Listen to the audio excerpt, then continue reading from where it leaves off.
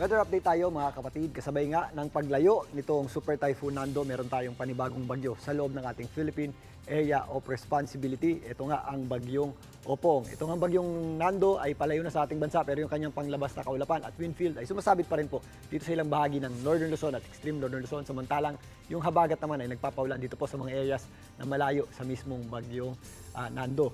Ito po ang ating panibagong bagyo ay kanina, alas 4 ng hapon, yan po ay nakapasok sa loob ng ating Philippine Area of Responsibility at nabigyan nga ng local name na Opong. Ang bagyong Opong po ay huling namataan ng Pag-asa sa lying around 1,045 kilometers east ng northeastern Mindanao. Ito po ay nasa tropical depression category na may taglay na lakas na hangin na umaabot sa 55 kilometers per hour malapit sa kanyang gitna. At kung minsan may mga pagbugsong umaabot sa 70 kilometers per hour. Ito pong bagyong Opong ay kumikilos pa west-southwestward o pasubsob ng bahagya sa bilis na 10 kilometers per hour. Pero inaasahan natin na kakabig muli yan pataas at babaybayin itong eastern section ng Visayas patungo, tutumbukin itong direksyon ng eastern Visayas at Bicol Region. As early as Thursday, mararamdaman na po natin ang mga pag-ulan. Ito pong bagyong Opong dito sa eastern Visayas.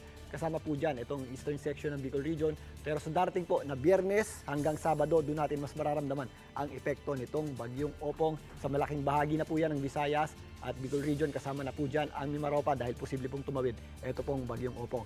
Ayon sa Pag-asa, posibleng umabot sa hanggang severe tropical storm ito pong bagyong Opong. At sa ngayon, medyo malawak pa yung ating uncertainty pero ang sigurado natin ay maaari pong o halos pataas po ang tsansa nitong maglandfall o tumama sa lupa at tumawid sa ating bansa. Kaya ngayon pa lang, paghanda na po natin ang mga posibleng magiging epekto sa pagtawid nitong bagyong Opong dito sa ating bansa. Sa kasalukuyan, malayo pa po yan at wala pang direktang epekto sa atin. Ang nagpapaulan po sa malaking bahagi ng Luzon ay ang ating habagat o southwest monsoon, particularly dito sa western section nito. Sa western section nito, kasama po dyan ang Zambales, Bataan, Pangasinan, Benguet, kasama po dyan ang Baguio City. Pero maulap din po ang panahon natin sa malaking bahagi ng Central Luzon, kasama na rin po dyan ang Bulacan, Nueva Ecija, Pampanga, Tarlac at kung minsan meron tayong mga malalakas na pag-ulan dulot ng mga thunderstorms. Ganun din po sa mga areas ng Cavite, Batangas at areas ng Mimaropa. Magpapatuloy po yung epekto ng habagat bukas.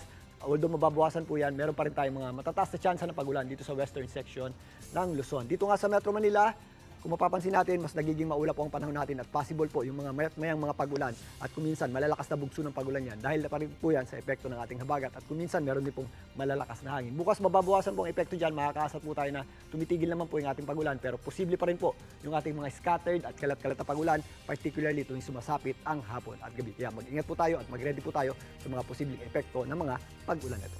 At yan muna latest sa ating lagay ng panahon. Muli ako po ang inyong weather frontliner, Alvin Pura, na lagi may panahon para sa iyo.